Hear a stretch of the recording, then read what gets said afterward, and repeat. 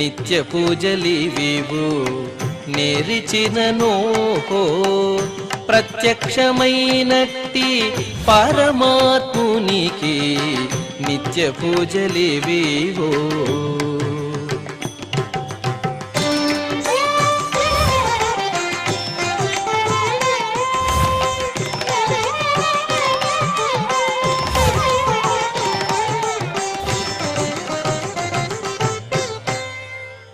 ఓం నమో వెంకటేశాయ.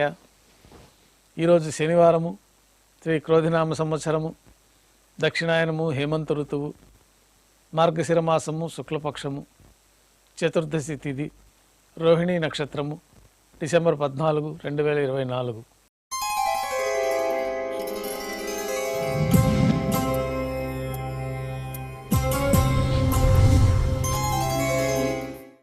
మాధ్యాహ్నిక ఆరాధనలో భాగంగా బంగారు పంచపాత్రలో శుద్ధ జలాన్ని నింపుకొని స్వామివారికి ఉపచారాలు సమర్పించి తులసి దళములతో అష్టోత్తర శతనామార్చన నిర్వహించిన తర్వాత మాధ్యాహ్నిక నైవేద్యంలో భాగంగా అన్నప్రసాదాలు, పన్యారాలు, ఘంటానాదం మధ్య నైవేద్యంగా సమర్పించిన తర్వాత భక్తులని సర్వదర్శనానికి అనుమతిస్తారు.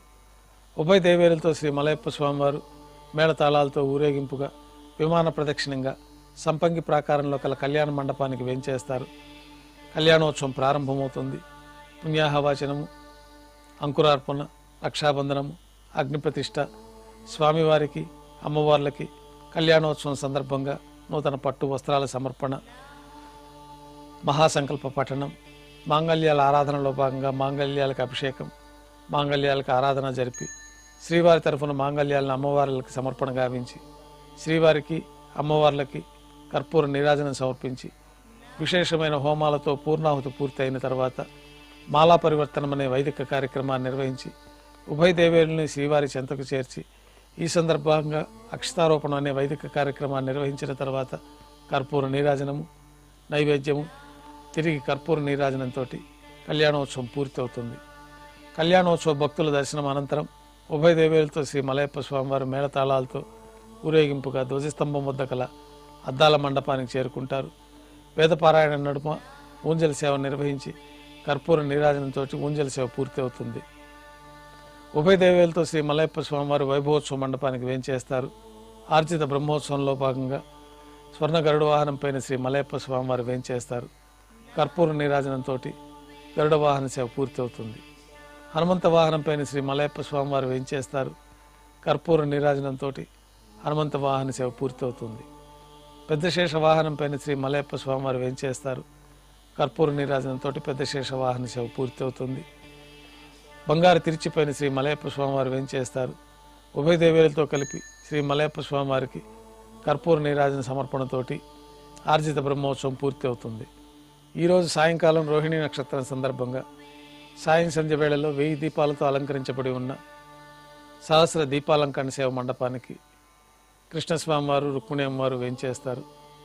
వేదం, గానం, నాదం నడుమ సహస్ర దీపాలంకరణ సేవ జరిపి నక్షత్ర నీరాజనము, కర్పూర నీరాజనంతో సహస్ర దీపాలంకరణ సేవ పూర్తి చేసుకుని కృష్ణస్వామివారు, రుక్మిణి అమ్మవారు 4 తిరువీధుల్లో ఉత్సవం జరుపుకుని భక్తులను అనుగ్రహించి తిరిగి ఆలయానికి చేరుకుంటారు.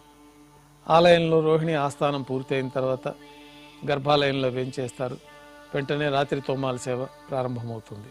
ఉదయం సమర్పించిన పుష్పమాలికలు సల్లింపు చేసుకొని గర్భాలయాన్ని శుద్ధి చేసుకొని శ్రీ వైఖానస ఆగమోక్తమైన ఉపచారాలతో స్వామివారికి ఉత్సవమూర్తులకు ఉపచారాలు నిర్వహించి కొత్త పుష్పమాలికలతో మూలమూర్తికి, ఉత్సవమూర్తులకు అలంకరణ జరిపి చతుర్వేద మంత్రాలతో మంత్రపుష్పాన్ని సమర్పించి నక్షత్ర నీరాజనము, కర్పూర నీరాజనంతో రాత్రి తోమాల సేవ పూర్తి అవుతుంది.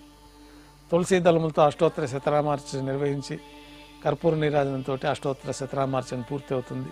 రాత్రి నైవేద్యంలో భాగంగా అన్నప్రసాదాలు, పన్యారాలు, దోశ, ఘంటానాదం మధ్య నైవేద్యంగా సమర్పించి తిరువీస నైవేద్యం పూర్తయిన తర్వాత భక్తుల్ని సర్వదర్శనానికి అనుమతిస్తారు. సర్వదర్శనం పూర్తయిన తర్వాత ఏకాంత సేవలో భాగంగా రాత్రి సమర్పించిన పుష్పమాలికలు సల్లింపు చేసుకొని గర్భాలయాన్ని శుద్ధి చేసుకొని బంగారు పంచపాత్రలో బ్రహ్మ తిరువారాధన కోసమై తీర్థాన్ని నింపి ఉంచి ఏకాంత సేవలో భాగంగా కౌతుకభైరమైన శ్రీ భోగ శ్రీనివాసమూర్తి వారిని బంగారు పట్టు పాన్పు పైన వేంచేపు చేసుకొని ఈ సందర్భంగా స్వామివారికి దారోష్ణమైన గోక్షీరము, జీడిపప్పు, ద్రాక్ష, కల్కండ కలిపిన మిశ్రమాన్ని నైవేద్యంగా సమర్పించి కర్పూర నీరాజనంతో ఏకాంత సేవ పూర్తి అవుతుంది. ఓం నమో వెంకటేశాయ.